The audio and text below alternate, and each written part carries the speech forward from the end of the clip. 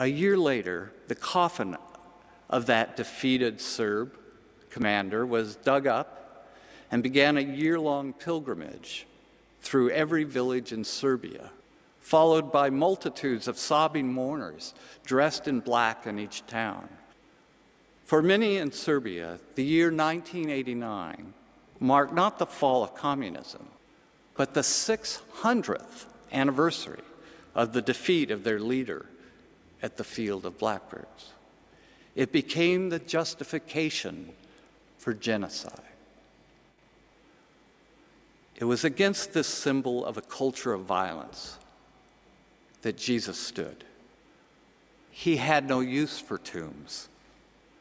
He would not stay in one.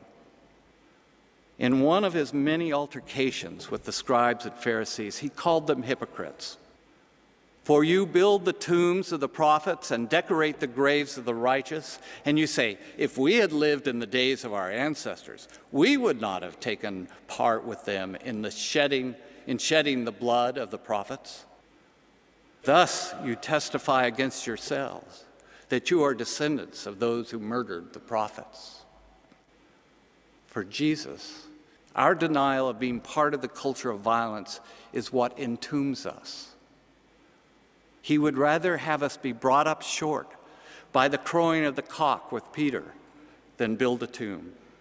The crowing reminds us that we cannot stand against violence unless we acknowledge our part in it. In today's gospel, Jesus gives us a look at the promised land. It is there before us. It is that place where we love God and our neighbor as ourselves. However, we cannot enter it from a tomb of our own making. The next chapter of our common life together seems to be entitled Occupy Wall Street. This is a movement that has now reached even the Antipodes, and it may be the crowing we need to hear right now. It is a reminder of how we participate in and yet are victimized by our culture of violence. Listen to those in the street crying out for economic justice, for a more caring response to our neighbor and the environment we share, a more peaceful world. It does not offer many specific solutions. It calls for transformation of the heart and the will to stand with Jesus in opposition.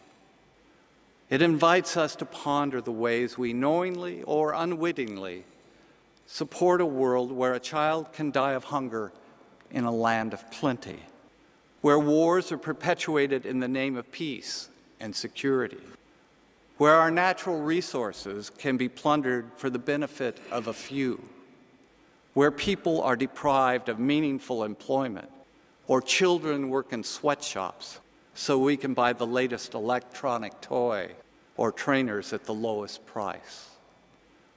It does not happen without our consent and participation. It will not change as long as we deny our part. If there must be violence, let it be ritualized on the rugby paddock, as the All Blacks today ponder whether or not this year they will enter the promised land.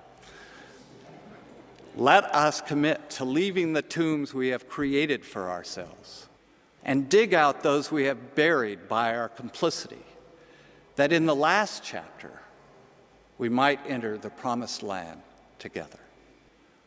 Amen.